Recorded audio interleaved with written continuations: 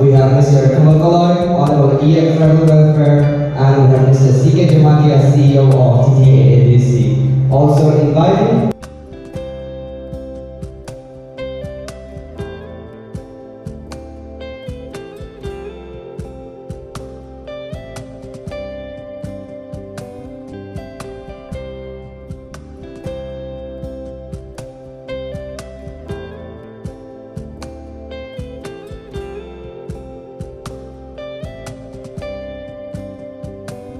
ADC, and lastly, Dr. Dr. Verma, PO Health TTA ADC.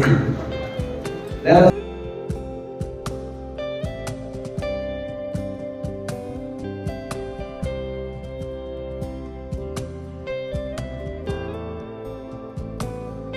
going on. How it will change the entire northeast scenario, particularly and Tripura also, and how the students will be benefited. It's not only about the indigenous; everyone will be benefited out of it. See, Japan is an aging population, and they need nurses, caregivers, and they don't have enough people to look after them. We have enough nurses who are qualified but are not getting jobs in Tripura, in Northeast, and rest of India. Now, if we can learn the Japanese language, they will be given placements in different parts of Japan where they will get a salary up to 2.5 lakhs a month. Their entire training in Bangalore, which will cost around 3.5 lakhs, out of which 60,000 will be financing from our side, and the remaining money will not be taken from the students.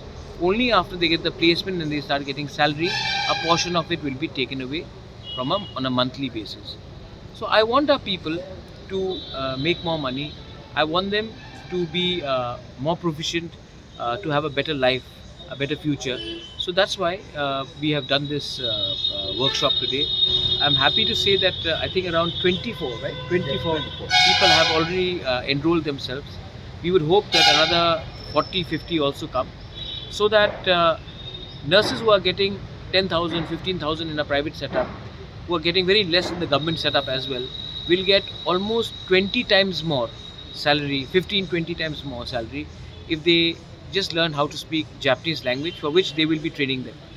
So I think this is a big avenue. There are other avenues as well, and I hope that if we cannot provide jobs, at least they should be not far behind and they should get jobs elsewhere in India or rest of the world. So it's a win-win situation for all. It is see, if we want to get our community upwards, then we have to ensure that they get more money in their pocket than what they're getting today. And learning another language is always better for us. Whether it is German, whether it is Japanese, whether it is another Indian language. So I think when this entire country is talking about 3 languages or 2 languages, I think Indians are very talented people. Our people from Northeast are very talented. Our drawback is that we don't have command over language. And when you look at Korea, when you look at Japan, when you look at Southeast Asia, we are actually, if you see, we are all over the hotel industry, we are all over the service industry. So why can't we also come into the nursing industry? Because that place has been taken by people from Kerala largely.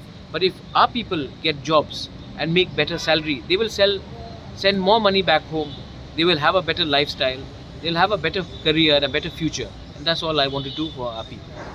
Coming to the language issue, we have seen agitation in Tripura on the language, and your MLAs have raised, minister have raised. Yes. The CM has spoken on that. So how do you see into the entire development? And one more question is about, again, the student organization have demanded to continue this agitation. What will be your response to that? I'm meeting the student organization. I've spoken to the Chief Minister myself. Language is non-negotiable. Now, I've been very clear that we will not ask for Kokborok to be in the 8th schedule. So then, this becomes a state subject. Now in the state subject, the government of Tripura, the opposition party, primarily the Communist Party, both are national parties, should make the stance clear. Do they want Tiprasa students to learn, read and write in Roman script, or they prefer Bengali script? My stance is that we want it in Roman script and we don't want it in the 8th schedule, So now stop passing the buck to Delhi and address the issue in Tripura. So I hope that will bring a solution to the entire. What is the harm? People in Mizoram, people in Meghalaya, they're speaking their mother tongue and they're writing in a script which they prefer. So we also wanted the same thing. Mizo is not in the 8th schedule. Khasi, Garo, Jayanti is not in the 8th schedule. So we don't want Pogborok in the 8th schedule. Give us what we want, and at least our children will be able to appear in exams and write and read in a script that they are comfortable in. So are you satisfied with the Chief Minister's reply in that? I think that, first of all, I would like to say I'm very happy that while we are in the government, my own MLA Ranjit De Barma spoke out. I'm also very happy. I've never seen this ever in the history of Tripura. That I've never seen Jitendra Chaudhary ever stand up and ask Manik Sarkar any question. I've never seen NC De Barma stand up and ask the BJP Chief Minister at that time, Biplab Dev, any question. But for the first time, I think in the history of Tripura, a minister from the own cabinet got up and said, I think we need to address this issue. I was in the opposition, now we are in the government, but Roman script is what we want, and this has to be addressed as it's a state subject. Animesh I think, De Barma. Animesh, I'm very happy that he did it. I was myself in the assembly. Many people say that, why wasn't he more aggressive? Well, we can put our point across without being battamiz. But that means that we are polite, but we are firm. And we are firm. And politeness does not mean weakness. Battamizi does not mean strength. We have been polite, and we want our issues to be addressed, and we will ensure that the Tiprasa students get what they want. My last question is: it is people think that TSF is of Tripura, but we do understand you have shown your support to them, to the issue particularly. Will you try to convince also them that? No. See, first of all, if the TSF rally had failed, then it is not a failure of TSF.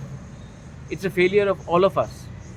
So they may not be my student organization, but they are Tiprasas. I'm not just a politician, I'm also the son of the last king of Tripura. I have a larger responsibility. So when I went and I extended my solidarity and I asked my people to also help them, that means that I didn't want to see my people fail in a language which we want. You know, when I was protesting, there were other political parties. They said, but this is not our problem, that is your problem. This is not my problem or their problem. It is the problem of the Tiprasa people. So it is my duty, and I think I did the right thing. My heart said that while TSF is not my organization, my heart said that I cannot allow TSF or Tiprasas to fail in a genuine demand. So I went there. Today, a section of media is attacking me, saying that I am the reason behind this agitation. I am not behind this agitation. But as every Tiprasa, we have our sentiments, and we have to express our solidarity. And they should not try to politicize this matter. This is about our survival and existence. Thank you, sir. Thank you, sir.